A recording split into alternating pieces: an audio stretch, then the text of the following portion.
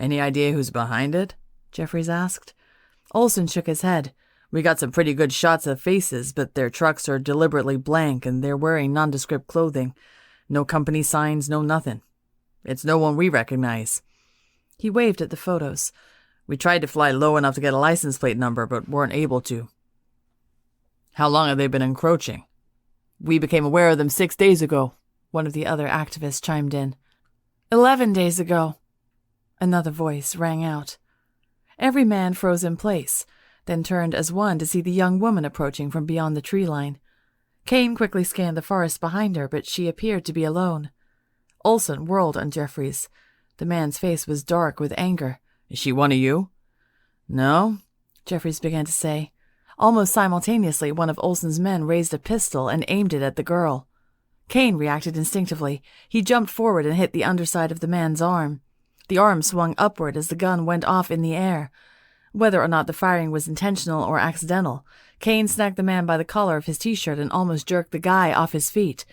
That was one of the nice things about being nearly 6'5", and Kane took advantage of his height every chance he needed to. He gave the activist his angriest glare. Pull a gun again in front of me and I'll break your hand off at the wrist. Am I clear? He whispered through gritted teeth. The white-faced man nodded, and Kane dropped him to his feet. The young woman remained frozen in place. Her wide, luminescent eyes never blinked, but it was obvious from the expression on her face that she was a breath away from bolting. Kane took a slow step toward her and held out a hand. It's all right, miss. You're safe. Can I help you? Are you lost? She didn't look like she belonged to the group of activists. Neither did she look like a lost camper or hiker.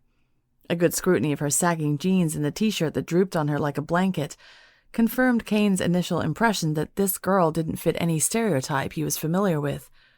In all honesty, Kane couldn't begin to put his finger on where she might be from or why she was there. At first glance, she appeared to be a young girl, perhaps a daughter who'd wandered off from her parents' campsite.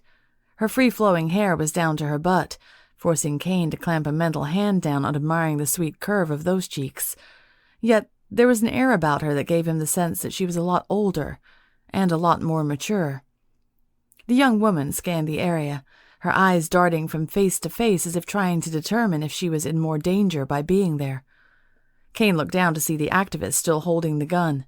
Drop the pistol, asshole. The sound of the weapon hitting the dirt was unusually loud. You said the loggers showed up 11 days ago? How do you know this? Kane asked her. Do you have proof? Proof? She focused back on Kane. No, but I saw them. You saw them? Jeffries asked. How?